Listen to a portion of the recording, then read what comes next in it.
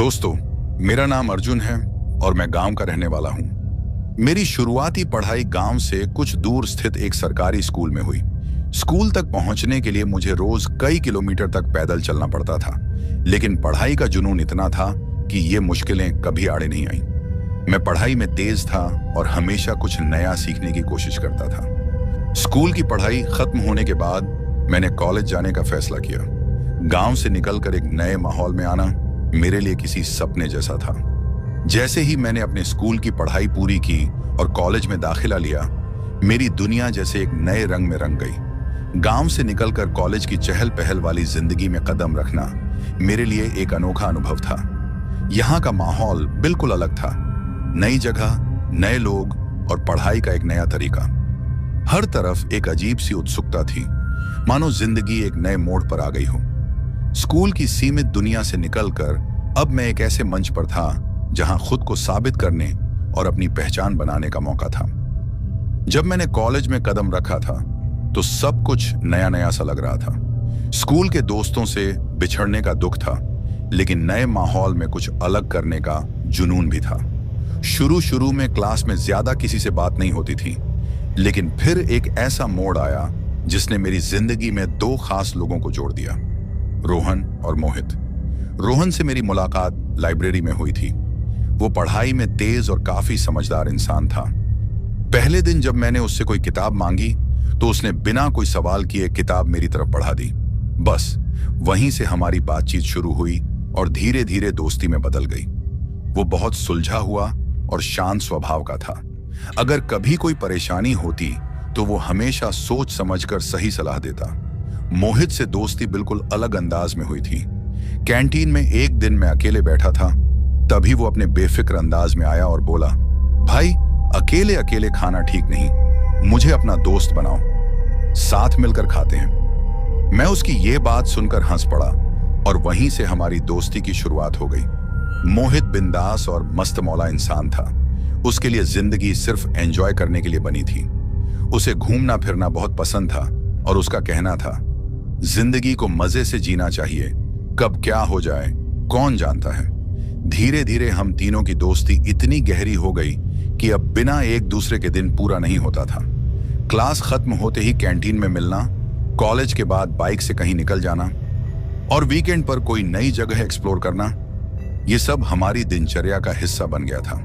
वक्त के साथ साथ ये दोस्ती और भी मजबूत होती चली गई।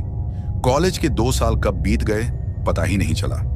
अब हम अपने आखिरी साल में थे और ये एहसास होने लगा था कि शायद यह पल दोबारा ना आए। और फिर एक दिन मोहित ने वही बात कह दी जो शायद हम सबके दिल में थी। मोहित हमसे कहता है, यार काफी वक्त हो गया, कहीं घूमे नहीं, वैसे भी ये हमारा लास्ट ईयर है, आगे पता नहीं कब ऐसा मौका मिलेगा, क्यों ना कहीं घूमने का प्लान बनाया जाए।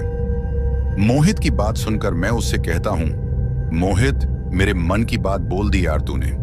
मैं भी काफी दिनों से यही सोच रहा था कि ये हमारा आखिरी साल है और इसे एक यादगार पल बनाना चाहिए। लेकिन शायद हमें इस बात का अंदाजा नहीं था कि ये सच में एक ऐसा यादगार लम्हा बनने वाला है जिसे हम पूरी जिंदगी कभी नहीं भूल पाएंगे। हमारी बातें सुनकर रोहन भी हमसे कहता है, कोई अच्छी सी जगह चुनो ताकि हम वहां घूमने जा सकें। इसके बाद हम सोचने लगते हैं कि कहां जाया जाए। तभी मैं मोहित से कहता हूं, जगह तुम ही तय करो, क्योंकि हमें पता है कि तुम कोई अच्छी जगह ही चुनोगे। वैसे भी जब भी घूमने जाने की बात होती, जगह मोहित ही तय करता था। हमारी बात सुनकर मोहित हंसते हुए कहता है, कोई बात नहीं, मैं सोचकर कल तुम्हें बताऊंगा कि कहां जाना है। दिन बीत जाता है। फिर 2-3 दिन बाद मोहित हमसे कहता है, मैंने एक अच्छी जगह ढूंढ ली है घूमने के लिए। उसके मुंह से ये सुनते ही मैं और रोहन खुशी से उछल पड़ते हैं। मैं उत्सुकता से पूछता हूं, बताओ कौन सी जगह? मोहित मुस्कुराते हुए कहता है, ये जगह एक पहाड़ी पर है जहां बहुत घना जंगल है और जगह भी काफी अच्छी है, लेकिन इस बार का घूमना थोड़ा अलग होगा। उसकी ये बात सुनकर मैं थोड़ा उलझन में पड़ जाता हूं और पूछता हूं, अलग मतलब? मोहित रहस्यमयी अंदाज में कहता है, हर बार हम दिन में घूमने जाते हैं और शाम तक लौट आते हैं, लेकिन इस बार हम जंगल में रात बिताएंगे, यानी कैंपिंग करेंगे। उसकी बात सुनकर मेरे अंदर एक अजीब सा एहसास होता है।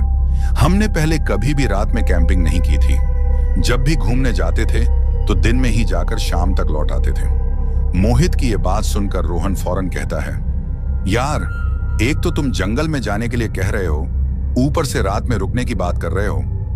रात के वक्त जंगली जानवरों का डर रहेगा, क्यों ना दिन में घूमकर वापस आ जाएं? रोहन की बात सुनकर मैं भी उसकी हाँ में हाँ मिलाते हुए मोहित से कहता हूं, हाँ यार, रोहन बिल्कुल सही कह रहा है। दिन में ही घूमकर आ जाएंगे, रात में जंगल में रुकना ठीक नहीं लगेगा। हम दोनों की बातें सुनकर मोहित हमें घूरते हुए कहता है, तुम दोनों कितने डरपोक हो यार, जंगल में जाने से डर रहे हो। अरे दिन में तो सब घूमने जाते हैं, लेकिन रात में कैंपिंग करने का मजा ही अलग है। सोचो, रात को हम टेंट लगाएंगे, आग जलाएंगे और पूरी रात बातें करेंगे, कितना मजा आएगा। उसकी बातें सुनकर हमें अच्छा तो लग रहा था, लेकिन रात को जंगल में रुकना सही नहीं लग रहा था। पर मोहित बहुत जिद्दी था और आखिरकार उसने हमें मना ही लिया। हम लोगों ने तय किया कि अगले हफ्ते घूमने चलेंगे, क्योंकि तब तक हमें कैंपिंग के लिए जरूरी सामान खरीदना था।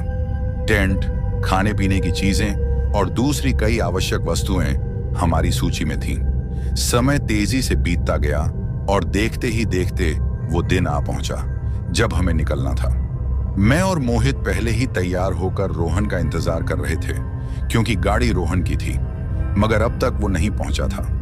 वक्त बीतता गया, इंतजार लंबा होता गया और आखिरकार कुछ देर बाद रोहन आता दिखाई दिया। उसके बाद मैं उससे कहता हूं, रोहन यार, तुमने बड़ी देर कर दी, अब तक कहां थे? तो मेरी बात सुनकर वो मुझसे कहता है, यार, फैमिली वाले पूछ रहे थे कि कहां जा रहे हो, तो बस उनको इधर उधर का बहाना लगाकर आया हूं। अगर उन्हें सच बताता तो शायद वो मुझे इतनी दूर जाने से मना कर देते, और वो भी रात को। उसकी बात सुनकर मैं उससे कहता हूं, कोई बात नहीं, अब ज्यादा देर मत करो, चलो चलते हैं। उसके बाद हम तीनों गाड़ी में बैठकर उस जगह की तरफ चल पड़ते हैं जहां हम लोगों को जाना था। हम लोग काफी लेट हो गए थे। हम दिन के 12 बजे के करीब वहां से निकले थे। सफर में हमें काफी मजा आ रहा था, सब कुछ अच्छे से चल रहा था। हम तीनों काफी खुश थे, लेकिन शायद हमें इस बात का अंदाजा नहीं था कि यह खुशी कुछ ही पलों की है। सफर के दौरान हमने गाड़ी रोककर रास्ते में बहुत कुछ खरीदा, जिसकी हमें रात को जरूरत पड़ने वाली थी, जैसे खाने का सामान और भी बहुत कुछ। उसके बाद हम लोग पहाड़ी वाले इलाके में पहुंच जाते हैं। ये रास्ता पहाड़ी से होता हुआ उस जंगल वाली तरफ जाता था। लगभग 3 से 4 घंटे की यात्रा के बाद हम उस स्थान पर पहुंचे जहां हमें रुकना था, लेकिन समस्या ये थी कि आगे गाड़ी नहीं जा सकती थी। अब हमें पैदल ही उस घने जंगल की ओर बढ़ना था। शायद हमें इस बात का एहसास नहीं था कि जिस सफर को हमने रोमांच समझा था, वो धीरे धीरे डरावनी हकीकत बनने वाला था। उसके बाद हम लोग अपनी गाड़ी को एक अच्छी जगह पार्क कर लेते हैं और फिर उस जंगल की ओर पैदल ही चल पड़ते हैं। हम तीनों के पास अपने अपने बैग और भी सामान था। दिल में काफी खुशी थी कैंपिंग को लेकर, लेकिन मेरे मन में थोड़ा डर भी था, क्योंकि जंगल काफी घना था और मैं मन में सोच रहा था कि ये जंगल अभी इतना घना दिख रहा है तो रात में तो यह काफी डरावना नजर आता होगा। लेकिन फिर मोहित और रोहन को देखकर मैं सोचता कि ये दोनों भी तो मेरे साथ हैं, मैं ऐसे ही घबरा रहा हूं। उसके बाद हम तीनों उस जंगल की तरफ आगे बढ़ते हैं, लेकिन जैसे ही हम उस जंगल की तरफ बढ़ते हैं, हमें पीछे से किसी की आवाज आती है और वो हमसे कहता है, रुक जाओ। ये आवाज सुनकर हम पीछे की तरफ देखते हैं तो हमें एक बूढ़ा आदमी नजर आता है। फिर वो बूढ़ा आदमी हमारे पास आता है। उसको देखकर हमें थोड़ा अजीब लगता है कि आखिर ये आदमी कौन है, लेकिन फिर मोहित उससे पूछता है, बाबा, आप कौन हो और हमें रुकने के लिए क्यों बोल रहे हो? मोहित की बात सुनकर वो बूढ़ा कहता है, तुम लोग कहां जा रहे हो? उस बूढ़े की बात सुनकर मोहित उससे कहता है, हम लोग घूमने आए हैं और हम यहाँ कैंपिंग करने आए हैं। मोहित की बात सुनकर वो आदमी थोड़ी डरी आवाज में कहता है, तुम लोग पागल हो गए हो क्या? रात को इस जंगल में रुकना खतरे से खाली नहीं है। तुम जहां से भी आए हो वापस लौट जाओ। वैसे भी शाम का वक्त हो रहा है, रात होने से पहले यहां से निकल जाओ, इसी में तुम्हारी भलाई है। उस बूढ़े आदमी की बात सुनकर मैं और रोहन काफी डर जाते हैं, लेकिन तभी मैं उस बूढ़े आदमी से कहता हूं, बाबा, आखिर ऐसा क्या है इस जंगल में जो आप हमें यहां जाने से मना कर रहे हो? तो मेरी बात सुनकर वो मुझसे कहता है, आज अमावस्या की रात है और आज की रात इस जंगल में जाना किसी खतरे से कम नहीं है। मेरी बात मानो और यहां से लौट जाओ। वो बूढ़ा आदमी हमें खुलकर कुछ बता नहीं रहा था। मैंने और मोहित ने उससे काफी बार पूछा कि क्या है इस जंगल में जिससे हमें खतरा है, लेकिन हमारे कई बार पूछने पर भी उसने हमें कुछ नहीं कहा।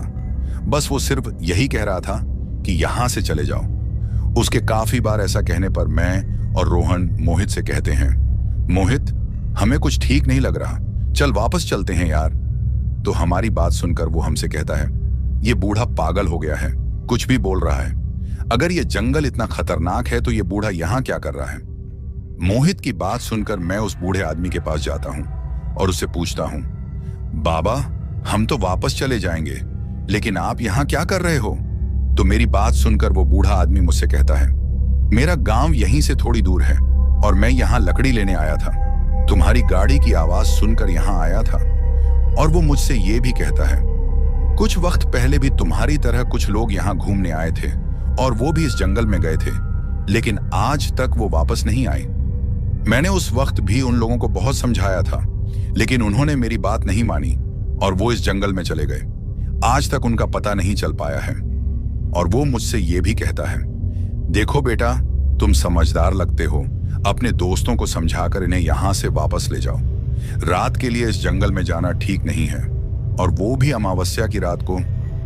उसके बाद वह बूढ़ा आदमी बोलते बोलते रुक जाता है। तभी मैं उससे पूछता हूं, इस रात क्या बाबा, बोलो आप रुक क्यों गए, इस रात क्या। तो वो मुझसे कहता है, तुम्हारे लिए इतना ही जानना काफी है, बस मेरी बात मानो और यहां से लौट जाओ। उसके बाद मैं मोहित से कहता हूं, भाई चल वापस चलते हैं, मेरी बात मान, मुझे भी आगे जाना ठीक नहीं लग रहा। लेकिन मोहित काफी जिद्दी था। वो मुझसे कहता है, क्या यार तुम भी इस बूढ़े की बातों में आ रहे हो, इतने वक्त बाद ऐसा मौका मिला है और मैं इसे यूं ही जाने नहीं देना चाहता। और तुम दोनों इस बूढ़े की बातों पर विश्वास मत करो, इसे जाने दो, उसके बाद हम इस जंगल में चले जाएंगे। कुछ देर बाद वो बूढ़ा वहां से चला जाता है और हम भी गाड़ी में बैठने का नाटक करते हैं ताकि इस बूढ़े को लगे कि हम जा रहे हैं। उसके बाद वो बूढ़ा वहां से चला जाता है और फिर हम लोग वापस गाड़ी से निकलकर उस जंगल की तरफ बढ़ जाते हैं। लेकिन मैं और रोहन मोहित से फिर कहते हैं, मोहित एक बार फिर सोच ले। तो मेरी बात सुनकर वो मुझसे कहता है, मैंने सोच लिया है, कैंपिंग तो हम करके ही रहेंगे, चलो चलते हैं। उसके बाद हम उस जंगल की तरफ निकल जाते हैं। अब शाम हो चुकी थी। लगभग 1 घंटे जंगल के बीचों बीच सफर करने के बाद हम जंगल के एक ऐसे हिस्से में पहुंच जाते हैं जो थोड़ी ऊंचाई पर था, और वहां से जंगल का पूरा नजारा नजर आ रहा था। और अच्छी बात यह थी कि उस जगह के थोड़ी नीचे की तरफ पानी भी था जो पीने लायक था। हम लोगों ने उस थोड़ी ऊंचाई वाली जगह पर टेंट लगाने का सोचा और फिर हम लोग अपने टेंट को वहां लगा देते हैं। जिस जगह हम कैंपिंग करने वाले थे वो जगह देखने में काफी खूबसूरत थी। पूरे जंगल का नजारा काफी अच्छा नजर आ रहा था, लेकिन कभी कभी इन खूबसूरत नजारों के पीछे की सच्चाई काफी खौफनाक होती है, और इस बात का हमें जरा भी अंदाजा नहीं था। टेंट लगाने के बाद हम लोग काफी ज्यादा लकड़ियां इकट्ठी करते हैं, क्योंकि हमें पूरी रात आग जलाकर रखनी थी। क्योंकि पूरी रात आग जलाकर रखने का एक फायदा तो ये था कि अगर कोई जंगली जानवर आसपास हुआ तो वो आग देखकर भाग जाएगा और पास नहीं आएगा। और दूसरा फायदा ये था कि हमें खाना भी बनाना था और रात भर बैठकर बातें भी करनी थी। इसीलिए हमने इतनी लकड़ियां इकट्ठी कर ली जो सुबह तक आराम से जलती रहे। लकड़ियां इकट्ठी करने के बाद हम लोग खाना बनाते हैं। हमने खाना बनाने का पूरा सामान साथ लाया था। अब रात भी हो रही थी। कुछ देर बाद खाना बनकर तैयार हो जाता है और हमारे देखते ही देखते रात हो जाती है। पूरे जंगल में सन्नाटा पसरा हुआ था, सब कुछ बिल्कुल शांत था। अब हम लोग खाना खाते हैं। जंगल के बीचों बीच इस तरह से रात के वक्त खाना खाने का मजा आ रहा था। तभी खाना खाते खाते मोहित हमसे कहता है, देखा कितना मजा आ रहा है, और तुम लोग उस बूढ़े आदमी की बातों पर यकीन कर रहे थे। कुछ नहीं होता, ऐसे लोगों की बातों पर कभी विश्वास नहीं करना चाहिए। इन लोगों को सिर्फ किस्से बनाने आते हैं। उसके बाद हम लोग अपना खाना खत्म करते हैं और फिर आग में कुछ और लकड़ियां डालकर आग को तेज करते हैं और फिर बातें करने लग जाते हैं। हमें काफी ज्यादा मजा आ रहा था क्योंकि ये हमारा पहला अनुभव था। हम लोग काफी हंसी मजाक कर रहे थे, लेकिन ये हंसी मजाक कुछ पलों का ही था। रात गहराती जा रही थी और माहौल भी काफी डरावना बनता जा रहा था। अब बातें करते करते मोहित मुझसे कहता है, यार अर्जुन, पानी देना जरा, मुझे काफी प्यास लगी है। उसके ऐसे कहने पर मैं पास में पड़ी बोतल उठाता हूं तो देखता हूं कि वो बोतल तो खाली है। फिर मैं मोहित से कहता हूं, पानी तो खत्म हो गया है, एक काम करो, तुम मेरे साथ चलो, यहाँ नीचे की तरफ जो पानी का चश्मा है वहां से पानी लेकर आते हैं। तो मेरी बात सुनकर मोहित मुझसे कहता है, तुम यहीं रहो, मैं ही पानी लेकर आता हूं। वैसे भी तुम दोनों काफी डरपोक हो, तुम मेरे साथ आओगे तो ये रोहन यहां डरेगा। तुम यहीं रहो, मैं अभी गया और अभी आया। उसके बाद वह पानी लेने के लिए चला जाता है। पानी ज्यादा दूर नहीं था, हमारे टेंट के साथ ही थोड़ी नीचे की तरफ पानी का चश्मा था और मोहित वहीं गया था। अब मैं और रोहन उस टेंट में बैठकर बातें कर रहे थे, तभी हमें कुछ आवाजें सुनाई देने लगती हैं। उन आवाजों को सुनकर मुझे काफी अजीब लग रहा था और डर भी लग रहा था। वो आवाजें किसी ढोल और नगाड़े की तरह थीं। ऐसा लग रहा था जैसे कहीं कोई बारात जा रही हो। वो आवाजें रोहन भी सुनता है और मुझसे कहता है, भाई ये आवाज क्या तू भी सुन रहा है? तो मैं रोहन से कहता हूं, हाँ यार, मुझे भी ये आवाजें आ रही हैं। अब हम लोग बातें कर ही रहे थे कि तभी मोहित पानी लेकर आ जाता है। उसके कदमों की आवाज सुनकर पहले तो हम डर जाते हैं, लेकिन फिर वो हांफता हुआ हमारे पास आता है और हमसे कहता है, तुम लोगों ने कुछ सुना? तो हम दोनों उससे कहते हैं, हाँ, हमने ढोल की आवाज सुनी, ऐसा लग रहा है जैसे कहीं कोई बारात जा रही हो। तो मेरी बात सुनकर मोहित मुझसे कहता है, तुम्हारी बात बिल्कुल सही है, ये ढोल बारात का ही है। और वो हमसे ये भी कहता है, मैं अभी अभी देख कर आ रहा हूं, एक बारात हमारी तरफ ही आ रही है। उसके मुंह से यह बात सुनकर मुझे काफी अजीब लगता है और मैं सोचता हूं, रात के इस वक्त जंगल के बीच ये कैसी बारात, और ये जा कहां रही है? उसके बाद मैं रोहन और मोहित से कहता हूं, यार मुझे कुछ ठीक नहीं लग रहा, ये कैसी बारात है? तो मेरी बात सुनकर मोहित मुझसे कहता है, हो सकता है इनको देर हो गई हो या ये बारात रास्ता भटक गई हो, तभी इन्हें इतनी देर लग गई है। उसकी बात सुनकर मैं उससे कहता हूं, जो बारात तुमने देखी है किधर है वो? तो मोहित मुझसे कहता है, आओ मेरे साथ, मैं तुम्हें दिखाता हूं। हम दोनों मोहित के साथ उस टेंट से बाहर आ जाते हैं और फिर थोड़ा आगे जाकर देखते हैं। हम लोग थोड़ी ऊंची जगह पर थे, जिसकी वजह से हमें पूरा नजारा साफ साफ दिख रहा था, और जो हमने देखा उसने हमारे होश उड़ा दिए। दोस्तों, मैं देखता हूं कि सामने की तरफ से एक बारात हमारी तरफ बढ़ती चली आ रही है। बड़े बड़े ढोल और नगाड़े बज रहे हैं। बारात के साथ काफी ज्यादा लोग नजर आ रहे थे। देखते देखते वो लोग हमारे काफी करीब पहुंच जाते हैं और फिर वो लोग हमारे टेंट के नीचे की तरफ, जहां पानी का चश्मा था, वहां से एक छोटा सा रास्ता था, उसी रास्ते से गुजर रहे थे। हम तीनों चुपचाप ऊपर से उस बारात को देख रहे थे। काफी ज्यादा संख्या में आदमी और औरतें थीं। बारात में जितने भी लोग थे सभी नाच रहे थे। जब वो लोग हमारे करीब से गुजर रहे थे तो काफी जोर से ढोल और नगाड़ों को बजा रहे थे। ढोल और नगाड़ों की आवाज इतनी ज्यादा थी कि ऐसा लग रहा था जैसे भूकंप आ गया हो। हम लोग ऊपर की तरफ बैठकर उस जगह को हिलता हुआ महसूस कर रहे थे। हालांकि इतनी ज्यादा आवाज में वो ढोल बजा रहे थे, लेकिन कहीं ना कहीं हमें फिर भी उस ढोल की आवाज में कुछ कमी महसूस हो रही थी। एक बात और जो मुझे उस बारात में अजीब लगी वो यह कि जितने भी आदमी और औरतें उस बारात में थीं, सभी ने सफेद रंग के कपड़े पहने हुए थे। अंधेरा काफी ज्यादा होने के कारण हमें उन सबका चेहरा नजर नहीं आ रहा था। इतने ज्यादा लोगों को किसी बारात के साथ मैंने आज तक नहीं देखा था। हमें काफी वक्त हो गया था उस बारात को देखते हुए, लेकिन अभी तक वो बारात खत्म ही नहीं हो रही थी, और जितने भी बाराती पीछे की तरफ थे उनके पास भी ढोल और नगाड़े थे। ऐसा लग रहा था जैसे 8 से 10 बारातें एक साथ आ रही हों। अभी हम लोग उस बारात को देख ही रहे थे कि तभी मोहित एक गलती कर देता है, और वो गलती ऐसी होती है जिसका खामियाजा हमें पूरी उम्र भुगतना पड़ेगा। दोस्तों, मोहित ने गलती ये की थी कि जब बारात नीचे से गुजर रही थी तो उसने काफी जोर से पहले तो सीटी मारी और फिर उन लोगों को आवाज देकर वो ऊपर की ओर नाचने लगा। उसे इस तरह करता देख मैं जल्दी से उसके पास आता हूं और उसे ये सब करने से मना करता हूं। लेकिन शायद तब तक बहुत देर हो चुकी थी, क्योंकि उसकी सीटी मारते ही उन लोगों ने मोहित को ऐसा करते देख लिया था। और जब मोहित ने ये सब कुछ किया तो उन सभी लोगों